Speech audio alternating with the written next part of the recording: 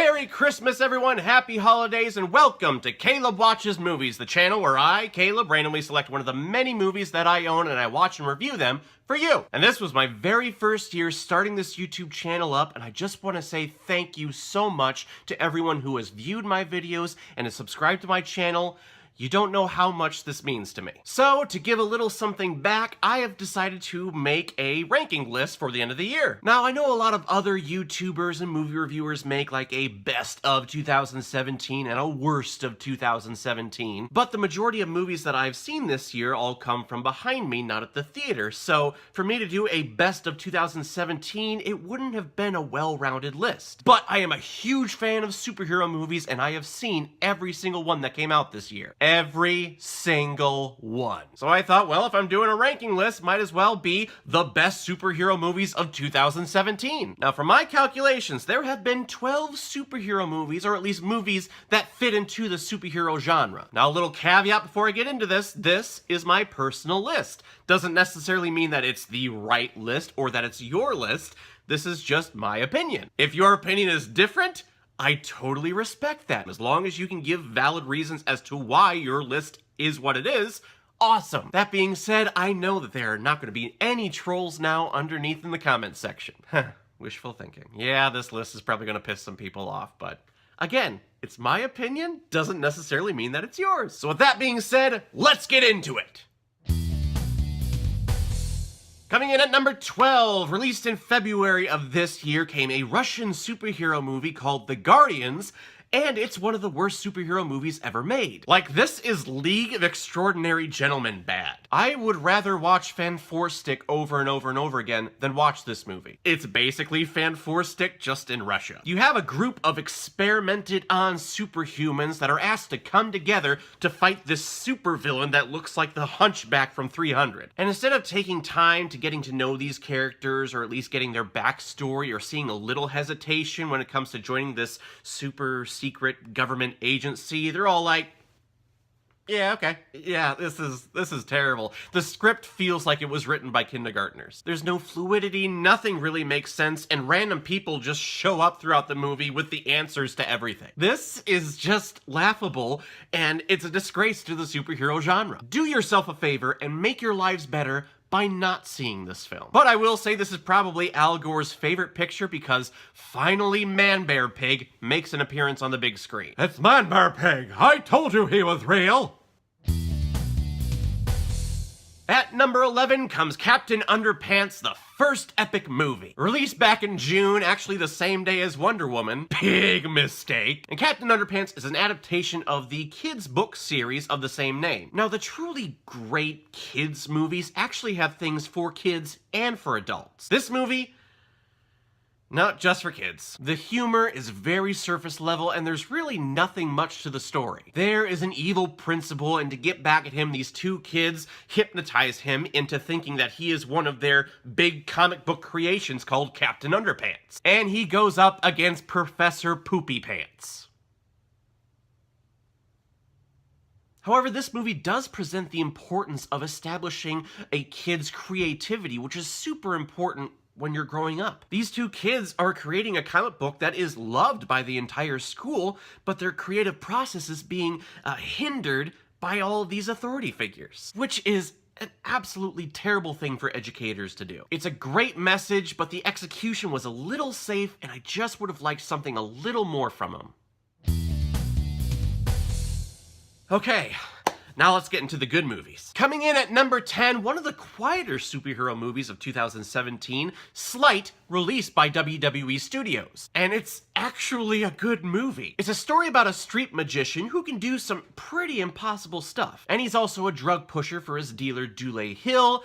The kid kind of messes up in the movie, and he ends up owing Dule Hill a lot of money. And it's a great take on the superhero genre. Instead of doing like a big, grand scale superhero flick, this one is very small, very contained, and very personal. The tagline of this movie reads, "Chronicle meets Iron Man," and that is a perfect analogy. He gives himself super abilities like Tony Stark, but he's not a billionaire playboy. He's just a kid who paid attention in chemistry class. It's very grounded and has a very realistic tone, which makes it an absolute recommend to the masses that didn't see this movie. And at number 9, sorry, gotta do it, Logan. Bye. Bye, everybody. But please, give me a chance, let me explain why. Now, this movie is probably at the top of people's favorite superhero movies of 2017, if not best movies of 2017. And I think what happened with me was that it was being built up as this big masterpiece of a film, and I think it was a little overhyped for me. Don't get me wrong, this is a very good movie. It's miles ahead. It's on a different planet than the other 2 Wolverine movies. And it's probably one of the best X-Men movies to date. Hugh Jackman is terrific in his final performance as Wolverine, and Patrick Stewart is absolutely heartbreaking. He's stellar as Professor X. The idea of him having Alzheimer's with those powers is just a brilliant concept. This movie is very bold, it's very self-contained. I just didn't care for the little girl. Actually, I found her to be very, very annoying. Could you do something other than growl and scream every 2 seconds, please? Oh god, I couldn't take it. And plus, while the first 2 acts are amazing, they are great. If this movie would have ended after the second act, this movie would have been higher. It's just that the third act really falls off for me and it never picks itself back up. It felt a lot like Mad Max Beyond Thunderdome. You have our main character going on this awesome storyline, and then in the third act it becomes the island of these lost children. I'm just like, what?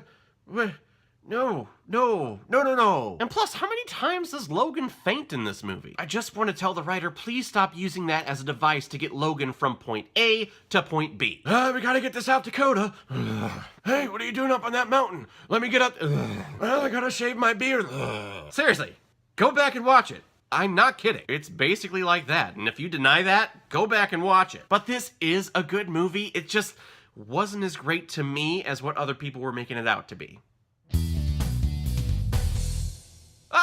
Oh, you're still here. Oh, awesome. Thank you for sticking around, because number 8 is the Lego Batman movie. This was pure joy and fun for me. This is one of the best Batman movies, period. This movie does a great job of poking fun at all the different iterations of Batman over the years, but it also gets into the psyche of Batman and what his desires are. He shields himself away from other people because he doesn't want to deal with the potential death of another loved one. But he still has that inner desire to have a family, and by the end of this movie, you can say that, hey, he finally gets it, which is a brilliant plot point that really none of the other Batman movies have gone into. Kudos to the filmmakers of this movie.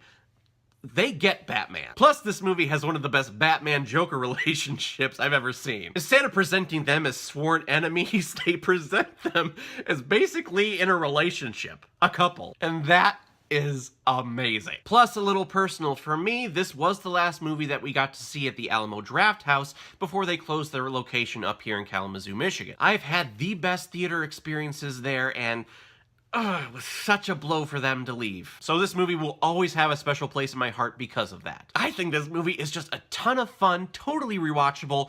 It's just a shame that it didn't do the box office numbers that you thought it would have. This movie made money, of course, just could have done more.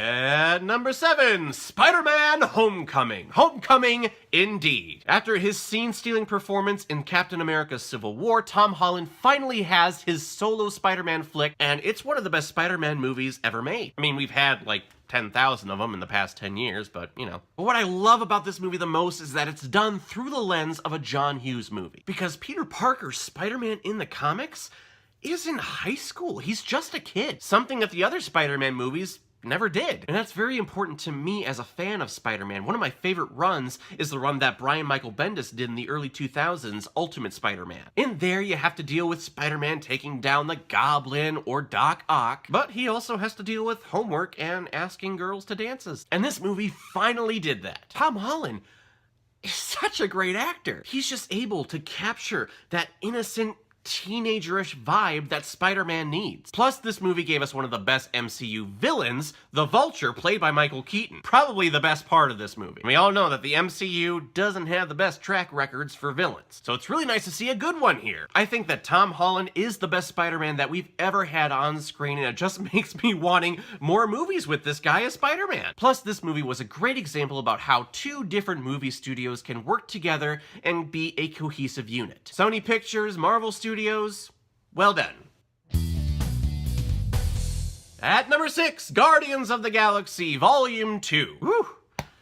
This film gets you in the feels. This, of course, was the follow-up to the first Guardians of the Galaxy movie, which a lot of people would consider to be the best MCU film. Not me, but, you know, majority of people. Now, this second installment was a little bit more mixed for the audiences, mainly to their overuse of humor in this movie. A lot of people thought, way too much, dial it back on the comedy. But for me, I loved it. The humor that was used in this movie made it more believable to me that these people were a family. And Dave Bautista just shines in this movie. He's my favorite Guardian. Just his dry, witty humor is perfect, and his joke about the nipples, great. And Kurt Russell shows up in this film as Ego the Living Planet, and he ranks up there amongst the top MCU villains for me too. And I also love that this movie had nothing to do with the Thanos Infinity Gems arc. All the other ones feel like they're so tied into that thing that it was just a breath of fresh air to have something that was totally contained. I thought the Thanos thing in the first movie was a little bit of a stretch, so it's nice to see an MCU film that was its own thing, was relying on its own characters and its own story with no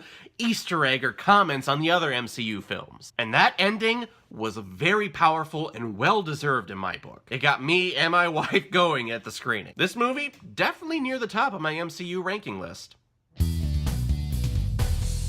Rounding out the top 5, Power Rangers. That's right, I put Power Rangers above Logan. What are you gonna do? Again, my list, not yours. I was, and I still am, a huge, massive Power Rangers fan. As a kid, I would watch the show religiously, and I owned like every single Megazord that there was. And for the longest time, I've always been saying that Power Rangers deserves a serious reboot. And they finally got it here, and I think it's absolutely perfect. The TV show is corny and cheesy as hell, absolutely, but this movie presents it in a more realistic and gritty tone. And it goes into the mythology of the Power Rangers, which you never got to see. That prologue is absolutely fantastic, but the best part of this movie is the relationship amongst the Rangers. I love this group of actors. They're all 5 really unknown actors, and I just can't get enough of them. I think one of the criticisms of this movie was that there really were no Power Ranger battle scenes until like the last 10 minutes, but I absolutely love that. We got to know the individual characters, and we got to see them develop their relationship with each other. They were actually teenagers with attitudes. And Bryan Cranston as Zordon, awesome fan service. The only thing that was really weird was Elizabeth Banks as Rita. I don't know what film she was acting in, but it was something totally different than what everyone else in the movie was doing. But when I came out of the theater, I was so happy I went back and saw it a second time. And I never do that. Just watching this movie so many times this year has excellent rewatchability, and I wanted 10 more movies with this franchise. Sadly, we are never going to get that because the box office for this one was definitely nowhere near what they wanted. It's an absolute shame, but I definitely recommend it to you, especially if you're a fan of the original Power Rangers. So with all these movies, we've basically been talking about all the superheroes, but, you know, you don't really have a good superhero without a great supervillain. That's why number 4 is the M. Night Shyamalan Ding Dong picture, Split. Ooh, I don't know if that's a spoiler or not.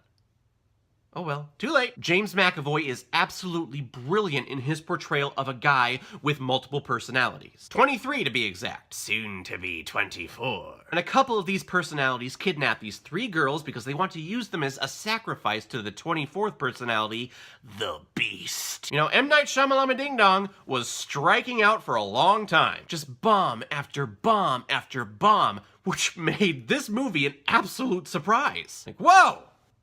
Finally! Something good! And of course, that final twist scene in this movie was just icing on the cake, kind of tying it into one of M. Night Shyamalan Ding Dong's other films, which technically makes this a superhero movie. It's just a great masterclass in watching McAvoy work here. You hear him with different vocal tones with each personality, plus the physicality and nuances with each one.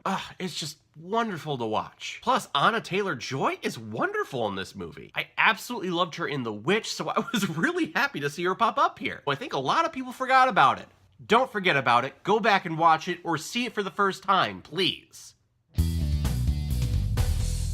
And at number 3, probably the movie with the most pressure on its shoulders to be good, Justice League. For me, It was an absolute blast. This movie was actually probably the most fun I had at the movie theater this year. But you know, I don't think I've ever seen a movie's production be under such a big microscope than this film. Everyone knew about everything that was happening with the production of this movie. Zack Snyder, the original director of this movie, had to step away from the post-production because of a family tragedy, and so Joss Whedon came in and finished the final cut. And I think the final cut is an absolute blast. Each character, I felt, got a proper amount of time in the film. Just enough, but giving you a little taste, just wanting more of these characters in their solo films. And the biggest standout for me, Ray Fisher as Cyborg. He was fantastic. Give me a Cyborg movie. I love seeing a stage actor make the transition to film acting. But he was able to bring a subtle and nuanced performance to a character that a lot of people were not familiar with before this movie. But really what I commend this movie with doing is just presenting the great relationship amongst the Justice League. Ben Affleck continued being a great Batman. Gal Gadot is just freaking amazing as Wonder Woman. Jason Momoa, really the badass of the group, presenting a really cool, like, surfer dude type Aquaman. Ezra Miller, I feel like he was trying a little too hard to be the comedic relief of this film, but still enjoyable to watch. Of course, the best scene of the movie is when he's running and then he's being caught by you-know-who.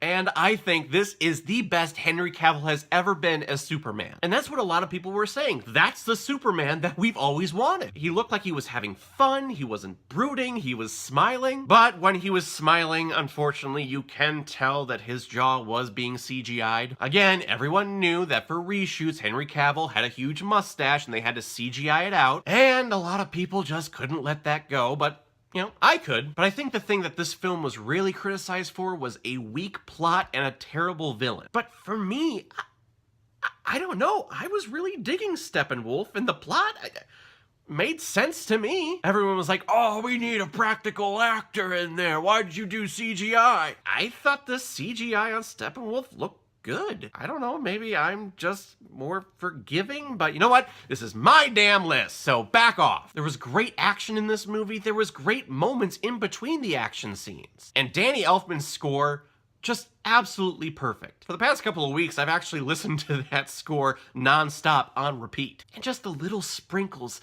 of his Batman march, and then little sprinkles of the John Williams Superman score. Awesome fan service. And I have to say, I think it's absolutely ridiculous that this movie has a 37% on Rotten Tomatoes. And I'm one of those people that knows how Rotten Tomatoes work. The score is an average of all the other critics' scores. That still doesn't make it less ridiculous. I'm sorry, there are way worse movies than this one with much higher scores. Indiana Jones 4 comes to mind. I think this movie is absolutely wonderful. It's a great step forward for the DCEU. And that final end credits scene is probably the best end credit scene of all time. I'm just walking out of the theater. I wanted more. I wanted Justice League 2. We're getting Aquaman next year. I want Cyborg. I want Flashpoint. We're getting Wonder Woman 2. I just want more from the DCEU. So this movie had a ton of pressure on it, and I think it succeeded.